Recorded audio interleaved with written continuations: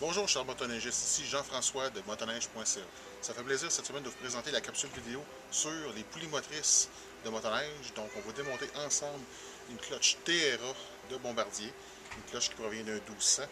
Donc restez à l'écoute, on vous montre ça immédiatement. Donc le but de la capsule vidéo aujourd'hui, c'est de vous présenter l'intérieur de la cloche avec ses composantes. Donc je ne vais pas m'attarder au démontage, mais plutôt à chacune des composantes, leur utilité et le principe de fonctionnement.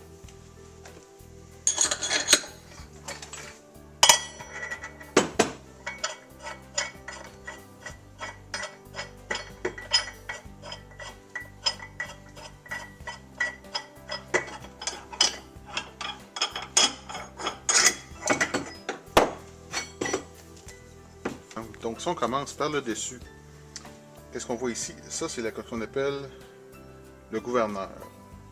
Ça ici, c'est le flasque de poulie mobile. Puis ici, c'est le flasque de poulie fixe. Donc trois principales parties de la poulie. On va la démonter puis on va aller voir à l'intérieur. Donc la première partie de la cloche qu'on va regarder ensemble, c'est le flasque de poulie fixe. Donc c'est le plus simple. Donc c'est un flasque de poulie avec un arbre où vient se fixer le gouverneur, et on remarque où le gouverneur vient sur la partie conique qui est ici. Par contre, ici, on voit c'est le siège pour le ressort. Donc, on va le voir un peu plus tard dans la vidéo à quoi que ça sert exactement. Donc, comme deuxième composante de la cloche TRA, on a le fameux gouverneur. Si on regarde à l'intérieur du gouverneur, on a plusieurs composantes.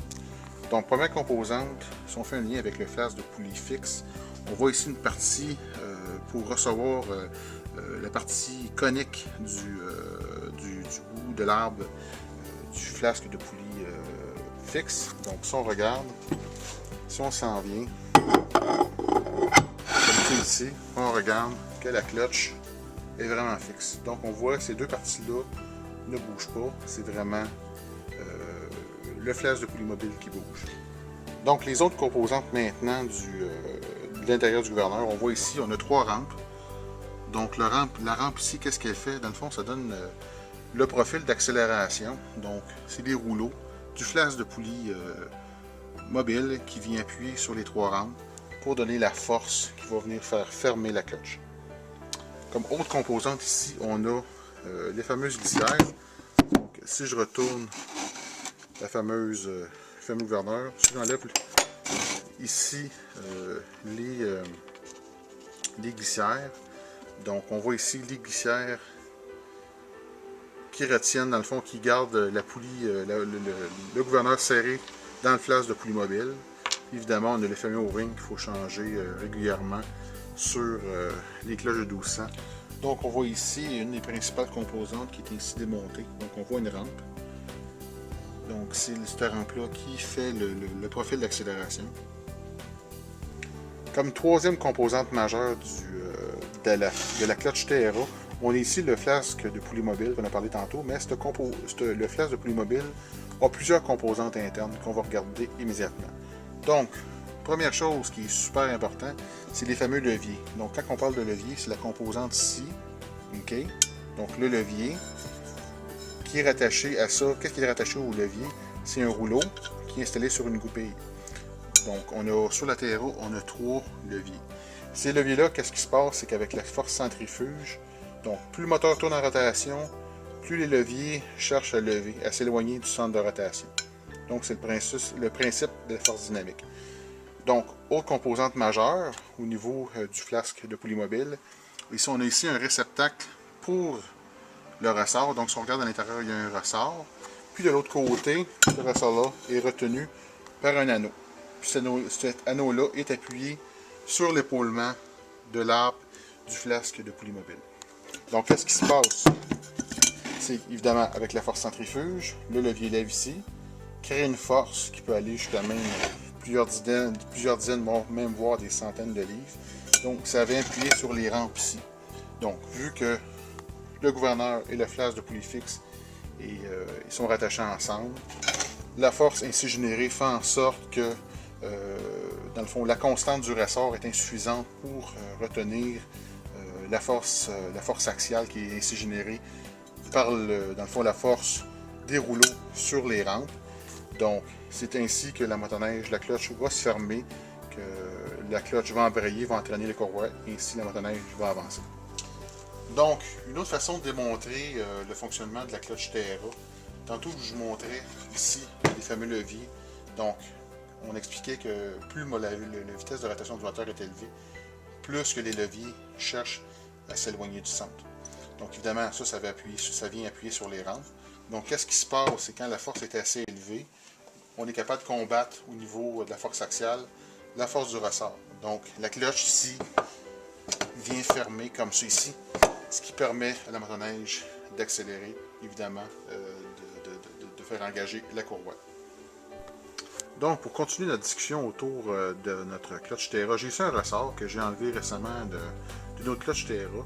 Donc, la façon que les ressorts sont calculés, c'est que les ressorts ont si on peut dire, deux spécifications très distinctes.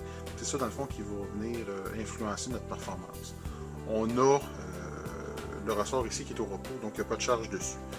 Donc, il y a deux dimensions, dans le fond, si on peut faire ça très très simple, c'est que le ressort en ce moment il est comprimé à l'intérieur du réceptacle, qui est dans le fond qui donne la charge pour la résistance pour le shift force. Le shift force, évidemment, c'est la force axiale qui est nécessaire pour venir dans le fond, pour combattre le ressort, pour venir fermer la cloche pour l'embrayage initial. Et on a aussi la dimension pour quand la cloche va être fermée pour le maximum d'RPM du moteur. Donc, c'est les deux dimensions qui sont super importantes. Donc, les gens qui font dans le fond, des kits de cloche, des choses comme ça, vont venir jouer avec les différents types de ressorts. Donc, on va avoir deux spécifications distinctes pour le shift et pour le régime maximal du moteur.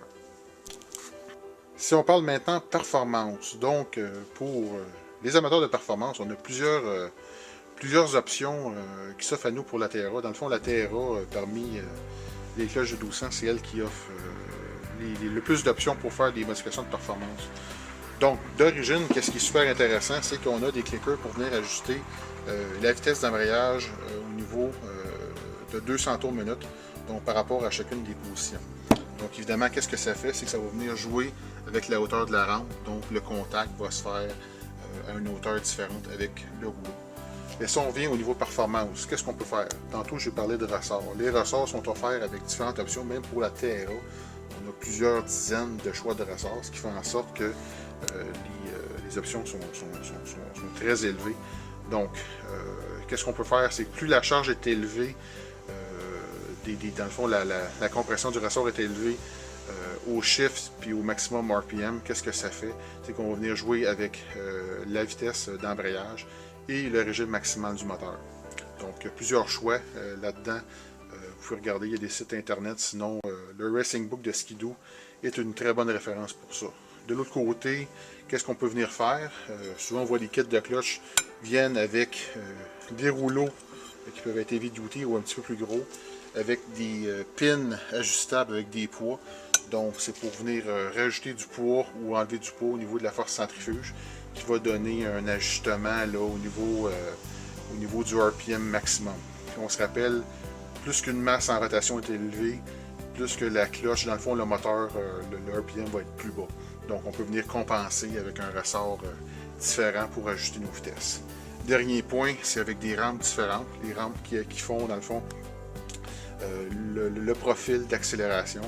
Donc, une combinaison ressort, pin, rouleau et rampe, dans le fond, c'est qu'est-ce qui va venir influencer la performance de la cloche.